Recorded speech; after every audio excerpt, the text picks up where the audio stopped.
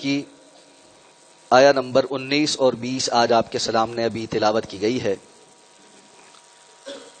گزشتہ آیات میں اللہ رب العزت نے واقعہ عفت سے متعلق ام المومنین حضرت عائشہ صدیقہ رضی اللہ تعالی عنہا کی برات نازل فرمائی اور اس واقعے میں ملوث ہونے والے لوگوں کے لیے اللہ کی ناراضگی کا اظہار کیا۔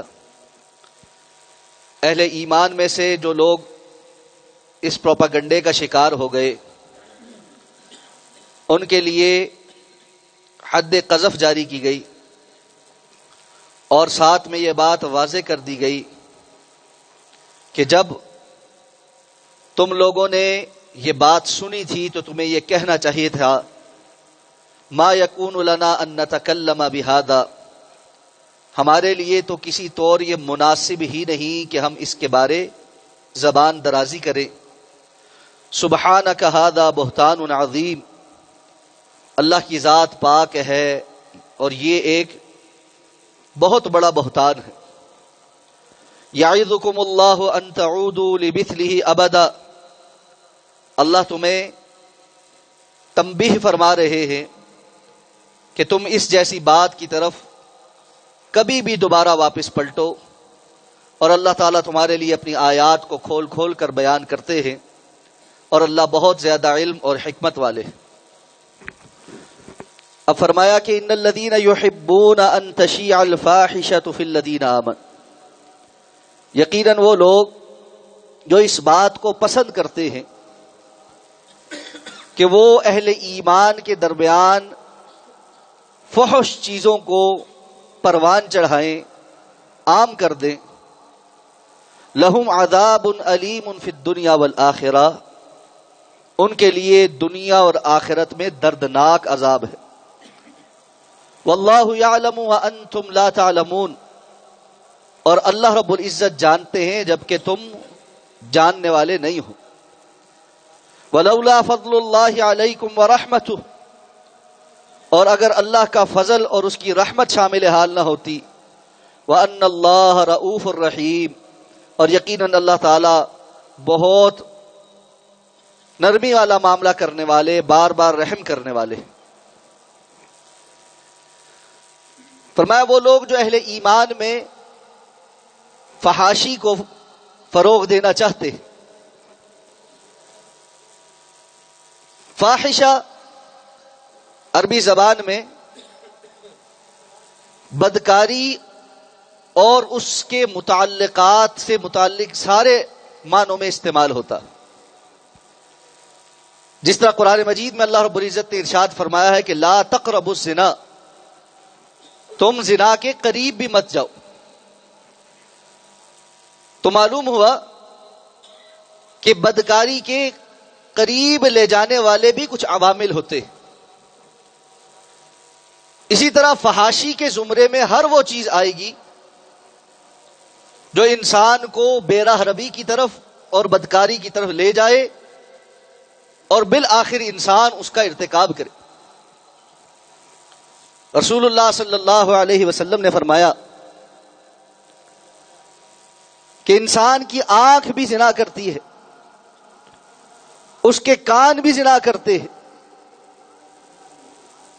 اس کے ہاتھ بھی زنا کرتے ہیں، اس کے پاؤں بھی زنا کرتے ہیں، اور جب انسان ان تمام اعضاء کے معاملے میں بدکاری میں مبتلا ہو جائے، ایک وقت آتا ہے کہ وہ عین زنا کے گناہ کے اندر بھی مبتلا ہو جاتا۔ اس لیے فاحشہ کے لفظ کے اندر ہر وہ چیز شامل ہے جو اعلانیہ طور پہ معاشرے کو اس بدکاری کی طرف لے جانے کی ترغیب دلائے۔ اسی لیے اسلام نے اس بات کو پسند نہیں کیا کہ اگر دو لوگوں نے چھپ کر کسی جگہ کسی گناہ کا ارتکاب کیا ہے، وہ اعلانیہ نہیں تھا، کسی ایک آدھ شخص کو اس بارے علم ہو جائے تو وہ لوگوں کے درمیان اس کا اعلان کرتا پھر۔ اس لیے کہ بسا اوقات معاشرے کے اندر بیمار ذہن قسم کے لوگ موجود ہوتے ہیں، جن کو اس گناہ کی طرف ابھی خیال نہیں گیا ہوتا، لیکن کسی دوسرے کو ویسا کرتے دیکھ کر وہ بھی شیطان کے اس وسوسے میں آ جاتے ہیں کہ ہمیں بھی ایسا کرنا چاہیے۔ اس لیے عموماً بھی اس بات کا حکم دیا گیا ہے، ایک اصول وضع کر دیا گیا، لا يحب اللہ الجہر بالسوء من القول، اللہ برائی کی باتوں کو اعلانیہ طور پر لوگوں کے درمیان بیان کرنے کو پسند نہیں فرماتا۔ انسان سے کوئی گناہ ہو گیا، اس کو چاہیے اللہ نے اس کا جو پردہ قائم رکھا ہے وہ اس کو خود نہ پھاڑے، اور نہ ہی کسی دوسرے کے ایسے عیب کو لوگوں کے سامنے ظاہر کرے جس پر اللہ نے پردہ ڈال دیا۔ اس لیے حد قذف رکھی گئی ہے کہ وہ لوگ جو دوسروں کے عیوب کو عامت الناس کے سامنے بیان کرنے لگ جائیں، جبکہ انہوں نے وہ کام کو چھپ چھپا کر کیا، ممکن ہے وہ توبہ استغفار کر لے، یہ اس کام کو ظاہر کر کے بہت سے اور لوگوں کے اس گناہ کی طرف راغب ہونے کا ذریعہ بن جائے۔ یہاں ان لوگوں کا بھی رد ہے جو یہ کہتے ہوئے پائے جاتے ہیں کہ ہمارے اندر تو یہ منافقت نہیں پائی جاتی کہ ہم اوپر اوپر سے اچھے بنے اور اندر سے گناہوں کے اندر مبتلا ہو۔ شیطان نے ان کو ایک بڑا زہریلا جملہ خوبصورت بنا کر دے دیا۔ اس جملے کا لازمی اثر یہ ہے کہ یہ لوگ وہ غلط کام جن کے بارے میں دوسروں کو یہ کہتے ہیں کہ وہ ظاہر میں اچھے بنے ہوئے ہیں، اندر سے گندے ہیں، ان کاموں کو اپنے لیے لائسنس دے کر اعلانیہ کرنا شروع ہو جائے۔ آپ بہت سارے لوگوں کو یہ کہتا ہوا پائیں گے کہ فلاں معاشرہ بظاہر بڑا اسلامی ہے لیکن اندر کھاتے جو کچھ ہو رہا ہے وہ ہمیں پتا۔ آپ کیا چاہتے ہیں؟ جو باتیں چھپ چھپا کر اندر کھاتے کچھ ہو رہی ہیں، وہ معاشرہ بھی اللہ رب العزت کا باغی بن کر اس کو اعلانیہ کرنا شروع ہو جائے؟ میں متعدد بار یہ گزارش کر چکا ہوں، اللہ کے ہاں گناہگاروں کی معافی ہے، غداروں کی معافی نہیں۔ جو ڈھیٹ بن کر اعلانیہ اللہ کی نافرمانی شروع کر دے وہ اللہ کے ہاں غدار ہے، اللہ ایسے غداروں کو معاف نہیں فرماتا۔ اور جو غداری پر مصر رہے، ایک وقت آتا ہے طبع اللہ علی قلوبہم، اللہ فرماتے اللہ ان کے دلوں کے اوپر مہر لگا دیتا ہے، پھر وہ اللہ کی طرف نہیں آ سکتے۔ اس لیے آپ دیکھیں گے کہ وہ لوگ جو اعلانیہ فحش کاموں کے اندر مبتلا ہیں، بہت تھوڑے ان میں سے ہوتے ہیں جن کو توبہ کی توفیق مل جاتی۔ اکا دکا انگلیوں پر گنے جا سکتے، ان کی اکثریت اپنے رستے پر چلتی ہی رہتی ہے۔ اس لیے کہ اعلانیہ اللہ رب العزت کی نافرمانی یہ انسان کے دل کو مردہ کر کے رکھ دیتی۔ تو فرمایا وہ لوگ جو اللہ کے بندوں کے درمیان فحاشی کو عام کرنا چاہتے ہیں، ان کے لیے اللہ نے دنیا اور آخرت میں دردناک عذاب رکھا۔ سورہ لقمان میں بھی اسی طرح کا حکم دہرایا گیا، اور وہاں پر ان لوگوں کو وعید سنائی گئی ہے جو لوگوں کے درمیان فحاشی کو عام کرنا چاہتے ہیں اور کیا کرتے ہیں؟ لہو الحدیث خریدتے ہیں۔ ہر وہ چیز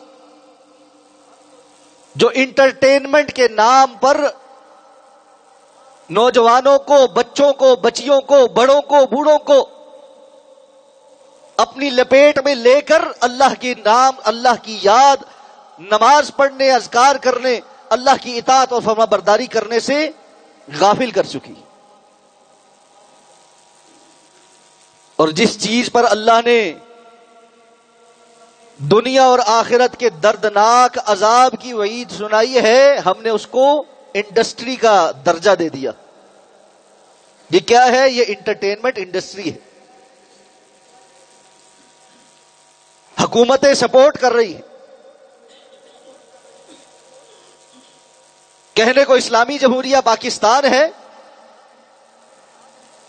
آپ ذمہ داران سے بات کیجئے، وہ کہتے ہیں جی بجٹ نہیں ہے، حالات بڑے ٹائٹ ہیں. حکومت اعلان کر رہی ہے ہم مساجد کے یوٹیلیٹی بلز نہیں دے سکتے. 20 سال ہونے کو آئے ہیں، اسلام آباد کی مساجد کے انتظامیہ آپ جیسے مخیر حضرات اور دوستوں اور احباب کے تعاون سے اپنے مساجد کے بل ادا کر رہے ہیں، حکومت ادا نہیں کر رہی. اور دوسری جانب ہر آنے والی حکومت کے بجٹ میں فلمیں بنانے کے لیے، پروڈکشن ہاؤسز کے لیے، سینماز کے لیے بجٹ بڑھتا ہی جا رہا.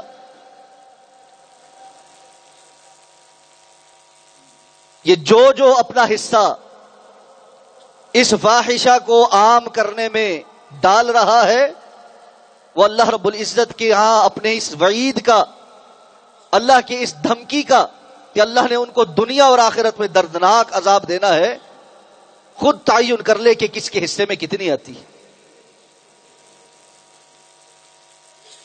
اور یہاں یہ بھی عرض کر دوں، ان تمام میڈیا چینلز کا، خواہ وہ الیکٹرانک میڈیا پہ ہوں یا سوشل میڈیا پہ ہوں، ایندھن ویوز ہیں. جتنی مرتبہ جتنے لوگ ایک ایک ویڈیو کو دیکھیں گے اتنے اشتہارات اور اتنی کمائی ہے. اس میں اور آپ اپنا کیا حصہ ڈال رہے ہیں، اور ہمارے لیے اللہ کی یہ وعید کس قدر سخت ہوتی ہے، اس پر بھی مجھے اور آپ کو غور کرنے کی ضرورت ہے. فرمایا واللہ یعلم وانتم لا تعلمون، اللہ رب العزت جانتے ہیں اور تم نہیں جانتے. کیا جانتے ہیں؟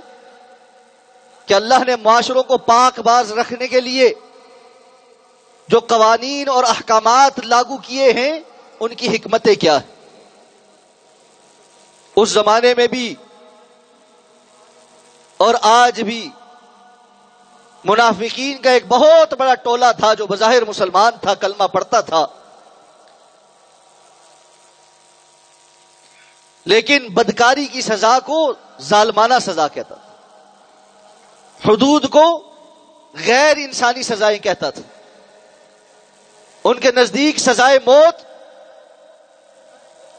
یہ کوئی حل نہیں، جبکہ اللہ فرماتے ہیں وَلَكُمْ فِي الْقِصَاصِ حَيَاةٌ يَا أُولِي الْأَلْبَابِ. اللہ نے جو قاتل کے لیے قتل کی سزا رکھی ہے، نظر تو یہ آتا ہے کہ قاتل کو قتل کیا جا رہا ہے، لیکن عقل والے لوگوں تمہارے لیے اس میں زندگی ہے، عبرت کا سامان ہوگا. قاتل کو سرے عام قتل کیا جائے گا تو بہت سے رک جائیں گے، دوسروں کو قتل کرنے سے پہلے 10 مرتبہ سوچیں گے کہ ہمیں بھی سزا ملے. اس لیے واللہ یعلم وانتم لا تعلم، اللہ جانتا ہے تم نہیں جانتے. ولولا فضل اللہ علیکم ورحمتہ، اور تمہارے جرائم تو ایسے ہیں، اگر اللہ کا فضل اور اللہ کی رحمت نہ ہوتی تو اللہ جو تمہیں مہلت دیتا ہے یہ مہلت ختم ہو جاتی اور فوراً ہی اللہ کی پکڑ آ جاتی. کیونکہ واقعہ عفق کوئی چھوٹا واقعہ نہیں. رسول اللہ صلی اللہ علیہ وسلم کے خانوادے پر حملہ، مومنوں کی ماں کی کردار کشی، آپ صلی اللہ علیہ وسلم کو 1 ماہ تک اذیت میں مبتلا کرنا، یہ کوئی چھوٹا جرم ہے؟ یہ تو اللہ کا فضل اور اللہ کی رحمت ہے کہ اللہ کی رحمت اس کے غصے پر سبقت لے جا چکی ہے، اور اللہ نے ہر کام کے لیے ایک وقت متعین کیا ہے. وگرنہ قرآن مجید میں اللہ فرماتے ہیں وَلَوْ يُؤَاخِذُ اللَّهُ النَّاسَ بِظُلْمِهِمْ مَا تَرَكَ عَلَيْهَا مِن دَابَّةٍ، لوگوں کے قصوروں کی بقدر حقیقی جرائم کے عوض اگر فوراً پکڑ آنا شروع ہو جائے تو ایسے عذاب آئیں کہ زمین پر کوئی چوپایا بھی نہ باقی رہے۔ اللہ ہم سب کو اپنے غضب سے اور اپنے عذابوں سے محفوظ فرما۔ فرمایا یا ایھا الذین آمنوا، اے ایمان والو، لا تتبعوا خطوات الشیطان، تم شیطان کے نقش قدم پر نہ چلنا۔ ومن یتبع خطوات الشیطان، اور جو شیطان کے نقش قدم پر چلتا ہے فإنہ یأمر بالفحشاء والمنکر، تو یقیناً وہ فحاشی کا اور اللہ کی نافرمانی کا حکم دیتا۔ ولولا فضل اللہ علیکم ورحمتہ، اور اگر اللہ کا فضل اور اللہ کی رحمت تمہارے اوپر نہ ہوتی، ما زکا منکم من احد ابدا، تو تم میں سے کبھی بھی کوئی شخص بھی پاک باز نہ رہ سکتا۔ ولیکن اللہ یزکی من یشاء، لیکن یہ اللہ ہی ہے جسے چاہتا ہے پاک کرتا ہے۔ واللہ سمیع علیم، اور اللہ بہت زیادہ سننے والا، بڑا علم رکھنے والا۔ اس آیہ مبارکہ میں اس بات کو واضح کر دیا کہ لوگوں کے عیبوں کی ٹوہ میں لگ کر ان کے متعلق سچ اور جھوٹ ملا کر یا مطلقاً جھوٹ باندھ کر، بہتان باندھ کر ان کی عزتیں اچھالنا، فحش کاموں کے اندر مبتلا ہونا، برائی کا ارتکاب کرنا، حرام کاری کے اندر مبتلا ہونا، اللہ کی نافرمانی کو اپنے لیے آسان سمجھ لینا، یہ سارے کے سارے کام شیطان کے پیچھے چلنے والے لوگوں کے کام۔ اور 2 مرتبہ یہاں شیطان کا لفظ اللہ رب العزت نے استعمال کیا ہے، اس کو ریپیٹ کیا ہے۔ لا تتبعوا خطوات الشیطان ومن یتبع خطوات الشیطان۔ عام طور پہ عربی کا اصول یہ ہے، پہلی مرتبہ جو نام ذکر ہو جائے دوسری مرتبہ اس کے لیے غائب کا صیغہ استعمال ہوتا ہے، ضمیر استعمال ہوتا، یعنی عام اصول یہ ہوتا کہ لا تتبعوا خطوات الشیطان ومن یتبع خطواتہ، تم شیطان کے نقش قدم پر نہ چلو، جو اس کے نقش قدم پر چلے گا۔ یہ نہیں فرمایا شیطان کے نقش قدم پر نہ چلو، اس لیے کہ جو شیطان کے نقش قدم پر چلے گا، مفسرین کہتے ہیں یہ اس لیے تاکہ بندے کو احساس ہو کہ ایک رستہ اللہ رب العزت کا رستہ ہے، بندہ یا اس پر چل رہا ہوتا ہے یا دوسرا رستہ شیطان کا رستہ ہے، بندہ اس پر چل رہا ہو، اور اس کو احساس ہو کہ میں جس کام پر لگا ہوا ہوں یہ شیطان کے فٹ پرنٹس، یہ اس کے نقش قدم، یہ اس کا حکم ہے۔ فَإِنَّهُ يَأْمُرُ، وہ حکم دیتا ہے، وہ انسان کو ایسے آ کر وسوسے ڈالتا ہے گویا کہ انسان کے لیے وہ کام لازم ہو چکا ہو۔ برائی کے کتنے کام ہیں، انسان ان کو اس استقامت اور ثابت قدمی کے ساتھ روزانہ کی بنیاد پر کر رہا ہوتا ہے گویا کہ یہ کام اس کے لیے کرنا فرض ہو۔ رب العالمین نے ہمارے ذمے کچھ فرائض لگائے، نماز پڑھنا فرض ہے، روزہ رکھنا فرض ہے، زکوٰۃ ادا کرنا فرض ہے، ماں باپ کی خدمت کرنا فرض ہے، رشتہ داروں کا حق ادا کرنا فرض ہے، حرام کاموں سے اجتناب کرنا فرض ہے۔ ان فرائض کے متعلق تو انسان آنکھیں بند کیے ہوئے، اور اس کے مقابل اللہ کی نافرمانی کے کام فرض سمجھ کے کر رہا ہوں۔ یہ کیا ٹائم ہے جی؟ یہ تو میرا مووی ٹائم، یہ میرا ڈرامہ دیکھنے کا ٹائم، یہ میرا باہر جا کر بازار میں اپنی آنکھوں کو پراگندہ کرنے کا ٹائم، یہ میرا فلاں اپنے حرام جو ریلیشن ہے اس کو کال کرنے کا ٹائم، اس سے آگے پیچھے نہیں ہوتا۔ تو جس نے ان حرام کاموں کو اپنے لیے فرض سمجھا ہوا ہے، اس کا یہ فرض قرار دینے والا کون ہے؟ اس کا آرڈر دینے والا شیطان ہے۔ فَإِنَّهُ يَأْمُرُ بِالْفَحْشَاءِ وَالْمُنْكَرِ، اس نے آ کر اس کو حکم دیا ہے، تمہارے ذمہ یہ لازم ہے، تم نے یہ نہ کیا تو لوگ تمہارے بارے میں کیا سوچیں گے؟ تمہاری تو اب کمٹمنٹ ہو گئی، اب تم اپنی کمٹمنٹ سے پیچھے کیسے ہٹ سکتے ہو؟ انسان کو دنیا کی کمٹمنٹس یاد رہتی ہے، کلمہ پڑھ کر اس نے اللہ کے ساتھ جو کمٹمنٹ کی تھی وہ بھول جاتا۔ اگر کوئی شخص اس طرح شیطان کے پیچھے چل پڑے تو وہ جان لے اس نے شیطان کو اپنا رب بنایا ہے، اللہ رب العزت اس کے رب نہیں۔ فَإِنَّهُ يَأْمُرُ بِالْفَحْشَاءِ وَالْمُنْكَرِ، تو فحاشی اور منکر کے کاموں کی طرف لگانے والا آ کر تمہیں حکم دیتا، اور ساتھ فرمایا اگر اس معاملے میں اللہ نے تمہیں بچا کر رکھا ہوا ہے تو یہ تمہارا کوئی کمال نہیں۔ وَلَوْلَا فَضْلُ اللَّهِ عَلَيْكُمْ وَرَحْمَتُهُ مَا زَكَىٰ مِنْكُمْ مِنْ أَحَدٍ أَبَدًا، اگر اللہ کا فضل اور اللہ کی رحمت شامل حال نہ ہو، تم میں سے کوئی شخص کبھی بھی پاک دامن نہ رہ سکے۔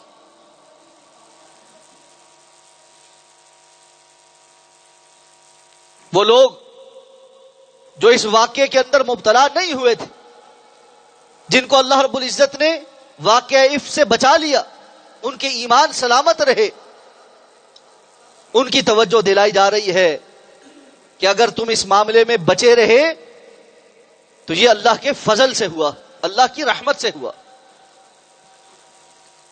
یہاں یہ بات بھی سمجھنی چاہیے، جہاں شریعت یہ نہیں چاہتی کہ فحاشی کے کاموں کا ارتکاب کیا جائے، وہیں پر شریعت یہ بھی نہیں چاہتی کہ فحاشی کے کاموں کا اعلان کیا جائے، اور وہیں پر شریعت یہ بھی نہیں چاہتی کہ جس سے کوئی غلطی سرزد ہو گئی ہے چھپ چھپا کر، اعلانیہ وہ اللہ کا باغی نہیں ہے، کسی کمزور لمحے کی قید میں آ گیا ہے، اس کو ساری زندگی ٹارگٹ بنا کر اس کے گناہ کے اوپر تان و تشریح کرنا اور یہ سمجھنا ہم تو بڑے پاک دامن ہیں، یہ بھی شیطان کا ایک وسوسہ۔ اگر اللہ نے کسی کو پاک دامن رکھا ہے، اس کو 1000 بار اللہ کے سامنے شکر بجا لانا چاہیے کہ اللہ کے خاص فضل اور احسان سے ہوا ہے، وگرنہ یہ معاملہ بڑا مشکل ہے۔ ویسے ہی تو اس شخص کو اللہ تعالیٰ قیامت کے روز اپنے عرش کا سایہ نصیب نہیں کرے گی۔ آپ نے فرمایا جو 7 قسم کے لوگ ہوں گے، ایک وہ بھی ہے جس کو کسی حسب نسب والی، حسن و جمال والی خاتون نے گناہ کی دعوت دی، لیکن اس نے آگے سے اس کو جواب دیا، انی اخاف اللہ، میں اس معاملے میں تیرے ساتھ اس لیے مبتلا نہیں ہو سکتا، میں اپنے رب سے ڈرتا ہوں، میں اللہ کا خوف رکھتا ہوں۔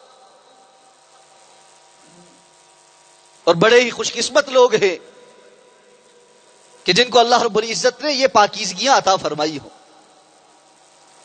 وَلَٰكِنَّ اللَّهَ يُزَكِّي مَن يَشَاءُ، یہ اللہ ہی ہے جو لوگوں کو پاک دامن کرتا ہے۔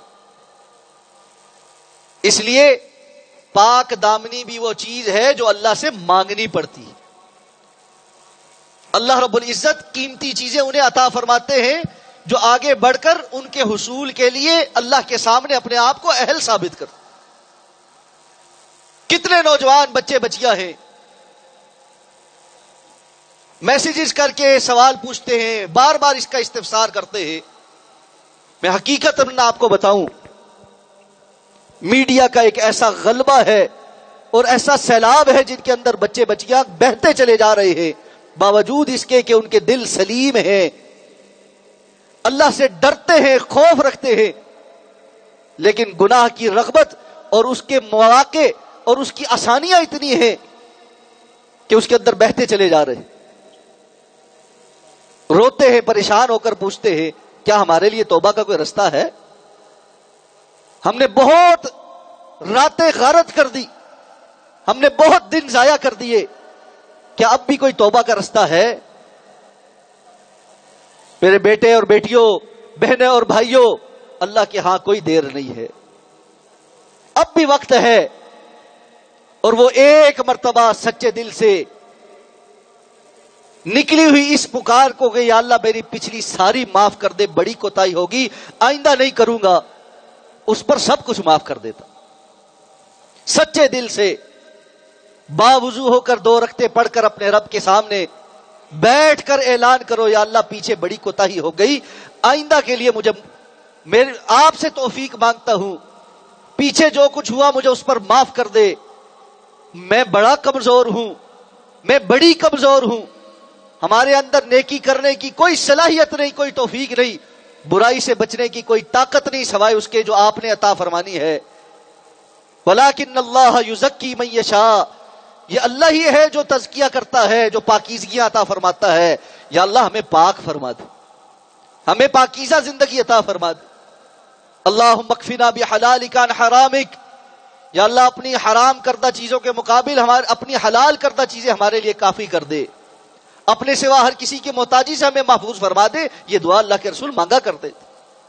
آپ مانگتے تھے اللہم انی اسألک الہدی والتقی والعفاف والغنی، یا اللہ میں آپ سے ہدایت کا سوال کرتا ہوں، تقوی کا سوال کرتا ہوں، عفت اور پاک دامنی کا سوال کرتا ہوں، اور غنا کا سوال کرتا ہوں۔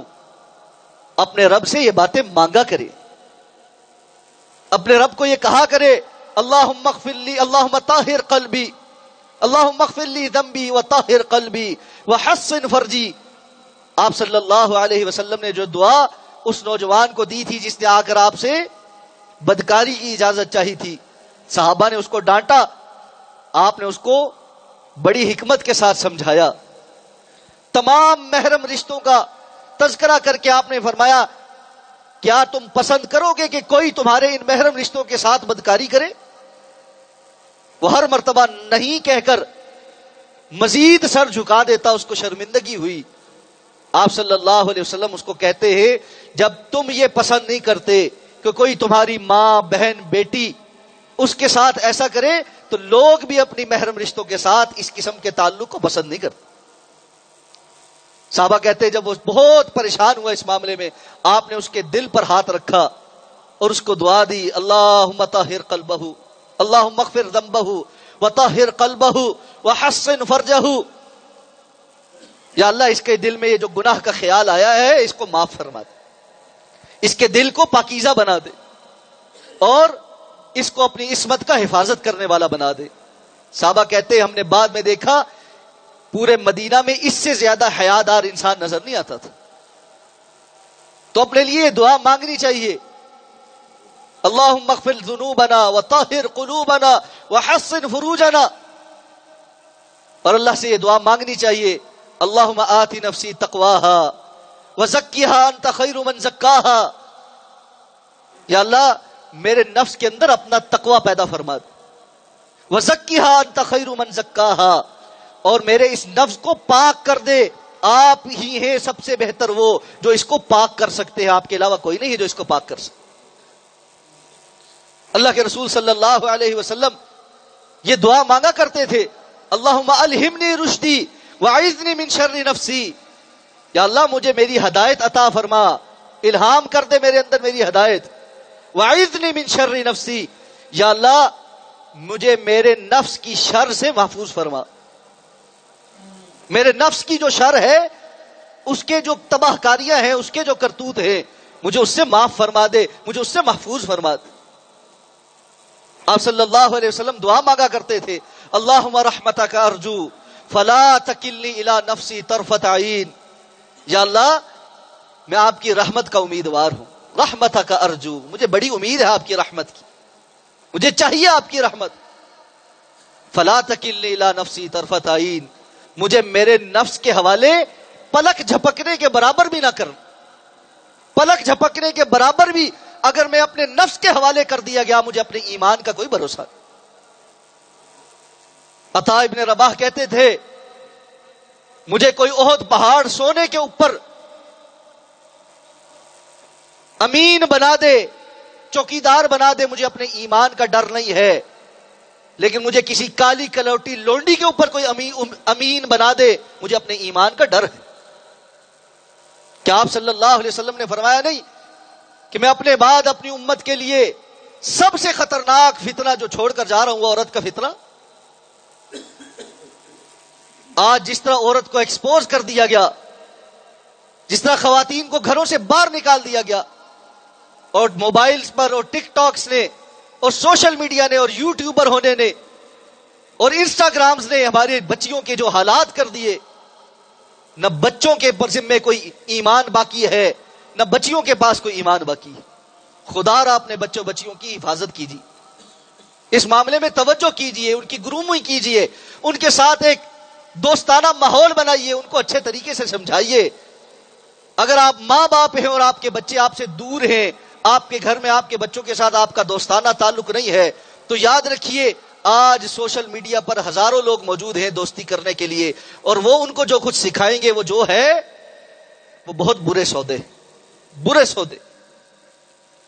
دعا مانگے اللہ رب العزت سے، وَأَصْلِحْ لِي فِي ذُرِّيَّتِي، یا اللہ میرے لیے میری ذریت کی اصلاح فرما دے، میرے لیے میری ذریت کی اصلاح فرما دے۔ اللہم رحمتک نرجو فلا تکلنا الی انفسنا طرفۃ عین، یا اللہ ایک لمحے کے لیے، ایک پلک جھپکنے کے برابر بھی ہمیں ہمارے نفسوں کے حوالے نہ کر۔ اللہم اہدنا لاحسن الاخلاق لا یہدی لاحسنها الا انت واصرف عنا سیئها لا یصرف عنا سیئها الا انت۔ اللہ کے رسول دعا مانگتے تھے، یا اللہ ہمیں بہترین اخلاق کا حامل بنا دے، اس لیے کہ اس بہترین اخلاق کی طرف رہنمائی کرنے والا آپ کے سوا کوئی نہیں۔ ہم سے برے اخلاق کو، بری چیزوں کو دور فرما دے، اس لیے کہ برے اخلاق سے بچانے والا بھی آپ کے سوا کوئی نہیں۔ اللہ کے سامنے عاجزی کے ساتھ بندہ یہ دعائیں مانگتا رہے، استقامت کے ساتھ مانگتا رہے، ثابت قدمی کے ساتھ مانگتا رہے، بار بار مانگتا رہے، صبح و شام مانگتا رہے، اللہ کی قسم چند دنوں کی بات ہوتی ہے، اللہ اس کے دل کے اندر ایمان کا نور پیدا کر دیتے ہیں، اور یہ سب کفر، شرک اور گندگی اور بلائیں اور فحاشی کی چیزیں انسان کے لیے بیکار ہو کے رہ جاتی ہیں، ان کی طرف دل مائل ہی نہیں ہوتا۔ اللہم حبب الینا الایمان وزینہ فی قلوبنا وکرہ الینا الکفر والفسوق والعصیان واجعلنا من الراشدین۔ علماء نے یہ دعا سورہ حجرات کی ان آیات سے بیان استنباط کی ہے کہ اللہ ہمارے لیے ایمان کو محبوب بنا دے، ہمارے دلوں کے اندر ایمان محبوب ہو جائے، وزینہ فی قلوبنا، اور یہ ایمان ہمارے دلوں کے اندر مزین بھی ہو جائے، ہمیں خوبصورت نظر بھی آنا شروع، اور ہمارے لیے کفر کے، نافرمانی کے جو کام ہیں ان کو کراہیت آمیز بنا دے، فحاشی اور عریانی والی چیزیں دیکھ کر ہمیں دل میں تکلیف ہو، نہ کہ اس سے لذت محسوس ہو۔ بندہ اپنے رب سے یہ مانگے، اللہ ضرور عطا فرماتا۔ وَلَٰكِنَّ اللَّهَ يُزَكِّي مَن يَشَاءُ، یہ اللہ ہی ہے جس کا تزکیہ کر دے۔ یا اللہ ہمارا تزکیہ فرما دے، یا اللہ ہمارے دلوں کو پاک کر دے، ہماری سوچوں کو پاک کر دے، ہمارے بچے اور بچیوں کی زندگیوں کو پاک کر دے، یا اللہ ہماری حفاظت فرما۔ اقول قولی ھذا واستغفر اللہ لی ولکم ولسائر المسلمین برحمتک یا ارحم الراحمین۔